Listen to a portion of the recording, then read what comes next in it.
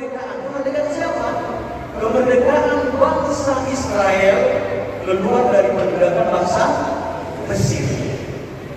Jadi mereka keluar dari Mesir. Karena itulah dalam bacaan-bacaan selalu bacaan keluaran itu tidak boleh dilewatkan. Jadi pada waktu itu bangsa Israel keluar dari perbudakan Mesir, siapa yang membawa? Dipimpin oleh Musa. Mereka pada waktu itu harus meninggalkan Mesir pada petang hari, harus berburu. Karena itulah perayaan Paskah Israel mereka makan roti tak berani. Kenapa rotinya tak berani? Karena ada satuan berani. Karena mereka harus buru-buru berangkat. Tapi sebelum berangkat harus makan dulu supaya kuat berjalan. Mereka sudah mau berjalan, sudah pakai sepatu, sudah pakai kepingan, sudah bawa tongkat, maka harus makan roti tak berani. Maka sesudah mereka sampai di Israel, perayaan itu digenangkan, maka tetap makanannya roti tak berani. Ketika di Israel mereka diperbudak, dijajah di Mesir, sesampai di Israel perayaan Paskah itu mereka sudah menjadi bangsa yang merdeka. Bapak Ibu, pernah nggak tonton film Perjamuan Malam Terakhir? Pernah Bapak Ibu? Ketika mereka makan, posisi duduknya bagaimana? Dudukkah? Setengah tidurkah? Atau tidurkah? Atau berdiri? Mereka duduk bersandar hampir setengah tidur. Kalau orang-orang kerjanya itu makan berdiri, budak-budak makan berdiri karena harus langsung bekerja. Tetapi orang merdeka mereka makan sambil agak-agak tidur. Maka supaya nama orang merdeka nanti makan sambil agak-agak tidur. Itu ciri orang merdeka pada masa itu. Maka mereka sambil agak-agak tiduran, agak bersandar, karena mereka adalah sudah manusia merdeka. Dan ketika pada perayaan Paskah itu mereka harus makan sayur pahit, mengingat pahitnya dulu bagaimana hidup di Mesir. Maka kalau sayurnya di rumah pahit berarti masih berjajah. Nah, begitulah Bapak Ibu, bahwa Paskah ini yang pertama maknanya adalah kemerdekaan. Waktu itu mereka dimerdekakan. Karena waktu itu mereka tidak dikasih oleh Firaun keluar, maka Tuhan memberikan tulah-tulahnya, dan tulah yang terakhir apa? Semua anak sulung akan meninggal, kecuali di depan pintunya ditaruh apa? Darah anak domba. Maka ketika Tuhan lewat Paskah, Tuhan lewat yang ada tanda darah di depan pintunya, anak sulungnya tidak akan mati. Maka makna yang pertama itu Paskah itu dari Passover, Tuhan lewat. Seperti dikatakan tadi, Tuhan lewat, dan siapa yang tidak punya tanda darah itu di depan pintu rumahnya, maka anak sulungnya akan mati. Jadi Bapak Ibu Saudara-saudara yang terkasih, makna dari Paskah ini yang pertama adalah kemerdekaan bangsa Israel dari penjajahan Mesir. Sampai di sini Bapak Ibu, ada yang sudah merasa manusia merdeka? Coba tunjuk tangan sekali lagi. Ada yang masih merasa terjajah hidupnya? Dalam hidup sehari-hari kita sering merasa terjajah Bapak Ibu. Karena kuncinya dalam hidup ini, entah dalam hidup berumah tangga, entah hidup di komunitas susteran dan pastoran, selalu ada yang dijajah dan ada yang terjajah. Kalau kira-kira di rumah, kira-kira bapak-bapak yang menjajah atau ibu-ibu yang menjajah? Saling menjajah? Atau anak-anak yang menjajah? Karena itu kuncinya, ada yang tertindas, ada yang menindas. Coba tunjuk tangan dulu bapak-bapak yang mencintai istrinya. Dikit-dikit, jangan malu-malu. Coba tunjuk tangan dulu bapak-bapak yang di dompetnya ada foto istrinya.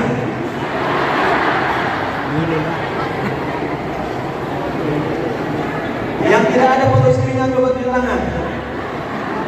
Foto istri siapa di situ? Coba tunjuk tangan dulu ibu-ibu yang di dompetnya ada foto suaminya. Fotokopi KTP. Fotokopi KTP. Ada juga. Fotokopi KTP. Foto siapa di dompetnya? Soekarno. Yang di wallpaper HP-nya ada foto pasangannya. Bahaya menurut orang ini.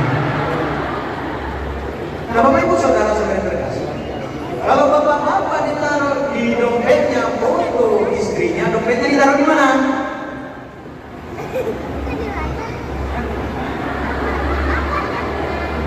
Di mana ditaruh? Di belakang. Kalau ibu-ibu ada foto suaminya di dompetnya, dompetnya ditaruh di mana? Di dalam tas ditaruh di mana? Di ketiak. Berarti bapak-bapaknya di bawah ketiak. Ada bapak-bapak yang di bawah ketiak istri di sini? Kalau masih ada berarti belum bebas dari penjajahan. Jadi Bapak Ibu, saudara-saudari yang terkasih, maka yang pertama itu kita harus merdeka. Mungkin fisik kita sekarang tidak merdeka, harus bekerja keras untuk keluarga kita, harus bekerja keras untuk menghidupi keluarga dan kegiatan-kegiatan kita. Tetapi batin kita harus merdeka. Jadilah manusia yang merdeka dan jangan menjadi manusia yang terjajah. Karena ini sudah Paskah. Paskah itu sesungguhnya yang pertama adalah kemerdekaan bangsa Israel dari penjajahan Mesir. Bapak Ibu, saudara-saudari, siapa yang berdosa di sini coba tunjuk tangan? Siapa yang masih dijajah oleh dosa tunjuk tangan? Siapa yang sudah mengaku dosa kemarin tunjuk tangan? Dulu. Nah, inilah manusia-manusia merdeka itu. Yang belum mengaku dosa berarti manusia terjajah. Bapak Ibu, inilah momennya kita juga harus merdeka dari dosa-dosa kita. Amin. Yang kedua Bapak Ibu, makna dari Paskah itu adalah kebangkitan. Kebangkitan siapa? Kebangkitan Yesus. Siapa yang percaya Yesus bangkit? Semua Bapak Ibu? Semua percaya Yesus bangkit? Semua. Apa buktinya? Apa buktinya? Kalau ada orang bertanya sama kita, kamu kan orang Katolik, Tuhan bangkit, iya. Coba terangkan dulu sama saya secara nasional, apa buktinya Tuhan itu bangkit? Apa jawaban itu? Kitab suci nggak masuk akal bagi mereka itu. Bukan kitab suci. Apa buktinya? Lilin menyala. Atau api yang menyala di sana tadi. Sampai di sini siapa yang masih percaya Yesus bangkit? Yesus itu sungguh bangkit. Tadi di luar ada upacara sahaya. Lewat api apa? Api unggun. Itu api itu menyala ya. Istilah sekarang menyala lembu. Jadi Yesus itu menyala. Karena dia sudah bangkit. Maka kasih paham sama orang. Bagaimana dia bangkit. Bapak Ibu, saudara-saudari yang terkasih, kita harus bangga sebagai orang Katolik bahwa Mesias kita bangkit dari orang mati. Lalu kita lihat agama-agama lain, Bapak Ibu, pembawa ajaran agama itu hanya Yesus yang satu-satunya yang dikisahkan dia wafat dan bangkit. Lalu kita lihat agama Hindu, Atman Brahman, ada pemukanya, ada pembawa ajaran agamanya, dia besar, mewarta, kemudian wafat dan dikuburkan. Tidak ada sampai pada bangkit. Buddha Siddhartha Gautama, dia lahir, besar, mewarta, wafat, dan kemudian dikubur. Begitu juga dengan Nabi Muhammad, dia lahir, besar, mewarta, wafat, dan dikubur. Tetapi Yesus Kristus Bapak, dia lahir, besar, mewarta, wafat, dan bangkit kembali. Itulah hebatnya Juru Selamat. Maka kita harus bangga menjadi pengikut Kristus, bahwa Mesias kita, bahwa Yesus Kristus sungguh-sungguh telah bangkit. Lalu pertanyaannya kembali yang tadi, apa buktinya? Apa buktinya Yesus sudah bangkit? Dalam Injil tadi dikisahkan yang pertama, apa? Kubur kosong. Tetapi apakah itu sudah jaminan? Jangan-jangan mayat Yesus dicuri. Apalagi bukti berikut. Ketika dikubur itu kan akan ditemukan di situ kain kafan. Pernah lihat kain kafan Bapak Ibu? Pernah pakai? Mau pakai? Siapa yang mau mati di sini dikafani nanti? Yang mau mati pakai salib?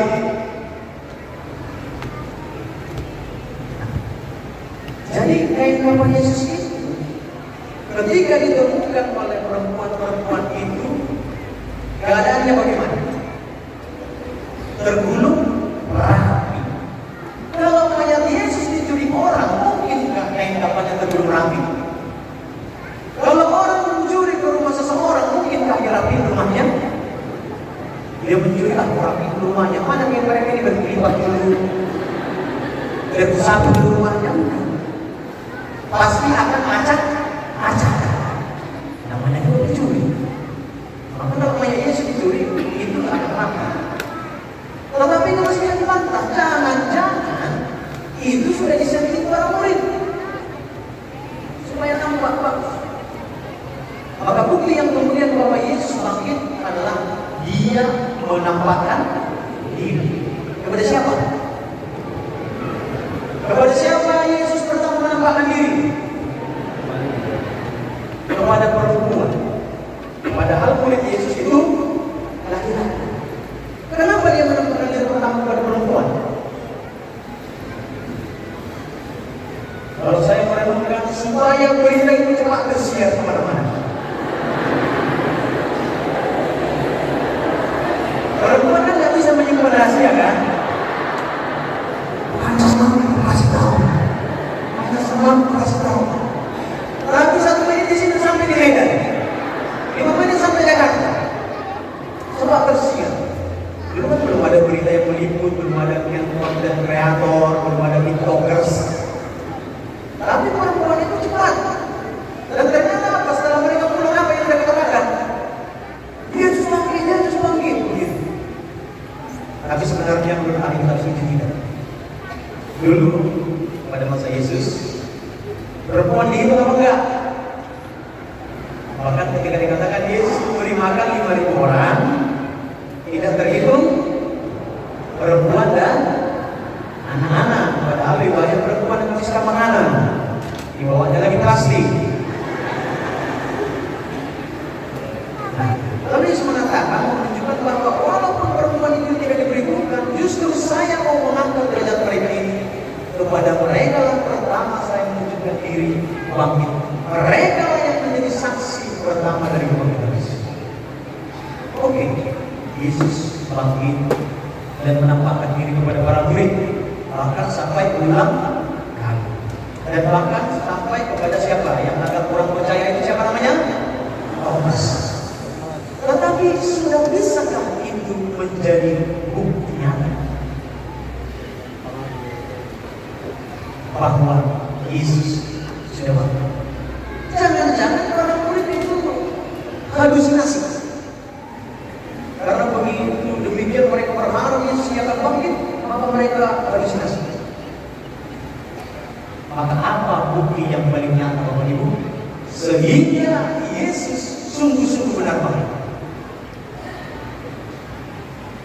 Malam ini kita datang ke sini ngapain? Merayakan Injil Paskah, merayakan hari kebangkitan Yesus. Yang menjadi bukti nyata bahwa hingga sekarang ini gereja masih berdiri kokoh. Bahwa masih ada orang yang mau jadi orang Katolik. Bahwa masih ada orang yang mau merayakan malam Paskah. Karena kita percaya itulah buktinya. Bahwa masih ada orang yang menjadi pastor, menjadi suster dan lain sebagainya. Itu adalah bukti nyata yang hingga detik ini bahwa Yesus itu benar-benar bangkit. Kalau Yesus tidak bangkit, gereja tidak akan berlangsung hingga sekarang ini. Amin. Jadi Bapak Ibu sudah percaya bahwa Yesus bangkit? Kita harus bangga. Siapa yang bangga menjadi seorang pemimpin Kristus? Hal yang paling membuat kita bangga adalah karena apa? Juru selamat kita mengalami kematian dan bangkit. Kalau juru selamat yang lain tidak.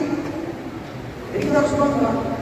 Kalau orang mengatakan, apa yang kamu bangga? Ya karena juru selamat kita sudah bangkit. Kalau juru selamat mereka belum tahu, sorry ya. Kalau kita jelas, Oke guys. bangkit. Jadi Bapak Ibu, ada istilah yang mengatakan begini: salah memasak nasi penyesalan satu hari, karena nasi sudah menjadi bubur. Salah menyusun roster penyesalan satu minggu, karena capek-capek bapak bumbu, padahal tidak itu roster. Salah memotong rambut penyesalan berapa lama? 1 bulan. Yang harusnya ke atas begini dari Jepang, atau yang harusnya ke rambut warna pink dari warna coklat. Sama mengisi kertas ujian penyesalan setahun, semester, 3 kelas. Sama memilih pasangan hidup penyesalan. Jadi curhat apa ini? Ada yang menyesal memilih pasangannya? Ada. Tetapi sama memilih juru selamat penyesalan sepanjang segala abad. Maka Bapak Ibu, sudah tepat yang kita buat ini. Kita percaya kepada Yesus sebagai juru selamat, karena Yesus sudah sungguh-sungguh bangkit. Amin. Karena hanya Dia yang sudah melalui kematian dan sampai pada kebangkitan. Itu mau debat. Tidak perlu diperdebatkan. Sungguh Mesias kita sungguh sudah bangkit. Jadi makna Paskah yang pertama tadi apa? Gemer. Makna Paskah yang kedua? Kebangkitan. Dan kebangkitan ini sebenarnya menunjukkan bahwa apa yang dijanjikan Yesus sungguh-sungguh betul. Kalau kita lihat dalam kitab suci, Yesus berapa kali mengatakan anak manusia akan bangkit pada hari yang ketiga. Roh Bapa suci ini akan didirikan pada selama 3 hari. Cuma murid-muridnya nggak ngerti mereka. Orang itu sudah diulang-ulang oleh Yesus. Maka dengan bangkitnya dia berarti kata-kata Yesus tidak kosong. Kata-kata Yesus sungguh membuktikan bahwa perkataannya benar, bahwa Yesus bangkit. Jadi kemerdekaan kebangkitan. Apakah Bapak Ibu kita pun harus betul-betul mau bangkit dari kita? Siapa yang pernah mengalami keterpurukan hidup? Apa masalahnya Bapak Ibu? Masalah ekonomi? Apapun masalahnya kita harus mau bangkit. Rata-rata orang mengatakan masalah ekonomi, tapi sebenarnya masalahnya tidak di sini.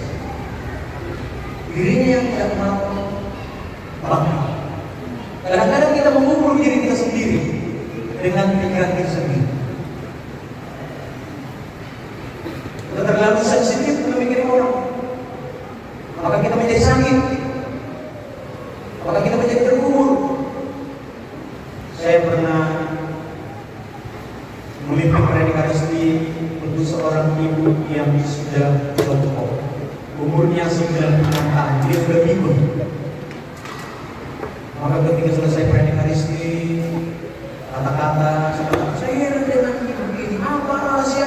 kamu umurnya ini panjang.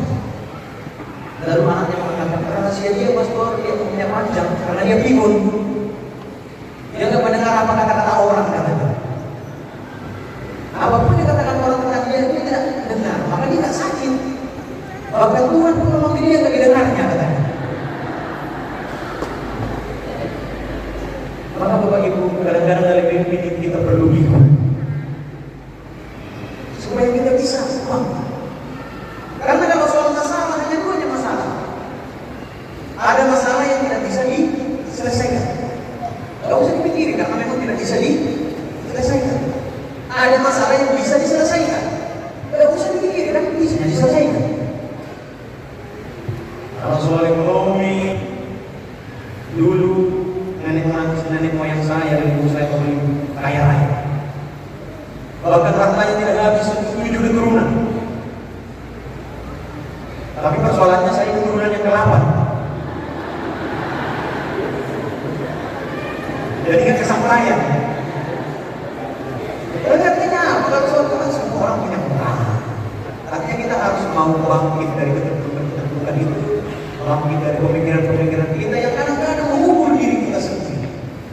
Maka dengan menutup pasca ini, marilah kita bangkit.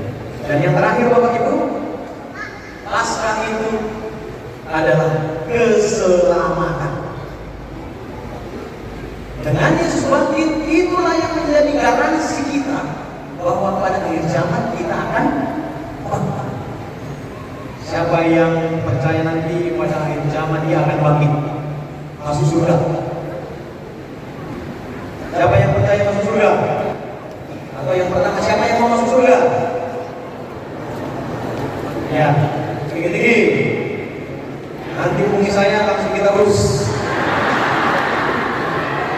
Masukkan ke air apa itu nanti. Karena kalau masuk surga itu harus mati dulu kan begitu. Jadi masukkan ke nanti kebanyakan baptis dulu, sudah mati sudah kita kirim. Siapa yang yakin masuk surga? Kasihan sekali.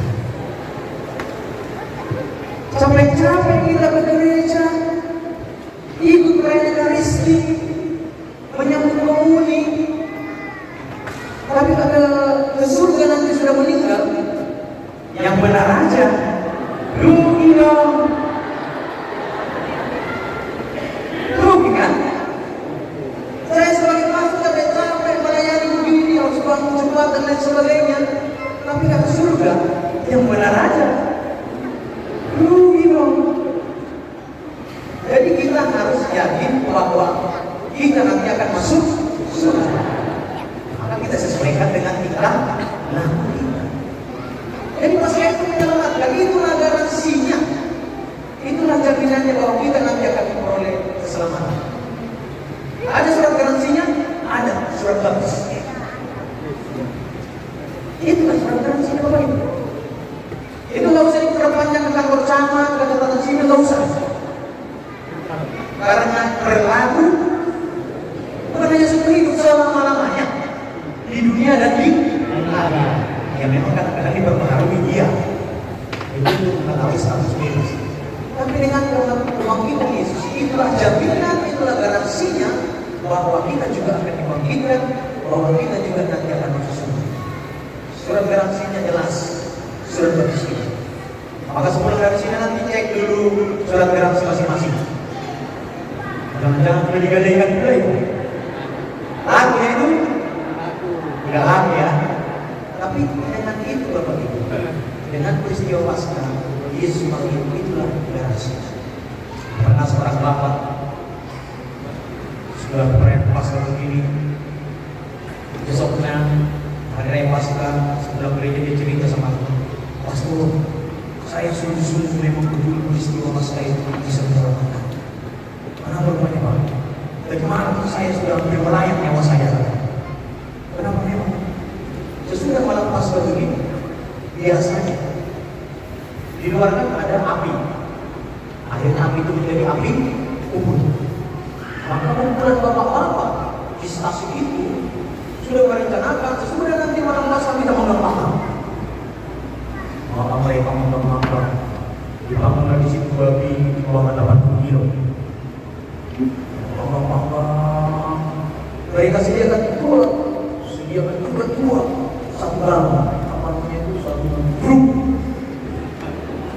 perayaan Paskah. Pastor tadi mengatakan bahwa kita makan harus menjadi manusia merdeka. Maka mari kita makan dan minum sampai bertidur utama. Kemudian istri dan anaknya pulang. Tinggal bapak itu. Bapak yang lain mungkin masih apa lagi? Mau enak lagi. Masih kayak manis lagi. Tapi kalau bapak itu berangkat, maka dia tak tahu kalau bapak sudah pulang. Maka dia tinggal di depan gereja. Kita mau istrinya benar-benar juga. Kemudian istrinya berpatroli. Bawanya bawa dipanggil-panggil, mana suaminya begitu. Siapa yang dia?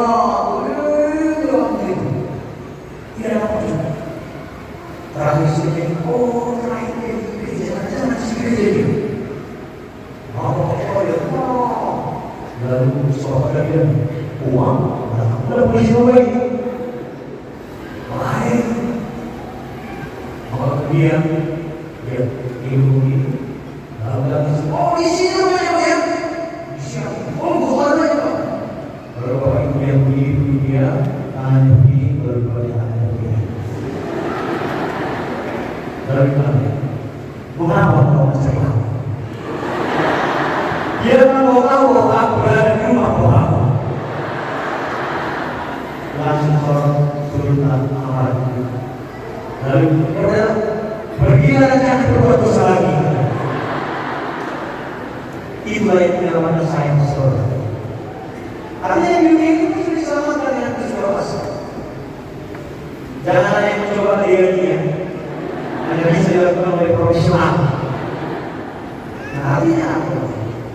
Paskah itu justru menyelamatkan karena garansinya ada. Dengan kebangkitan Yesus, maka kita pun nanti tentu akan dibangkitkan.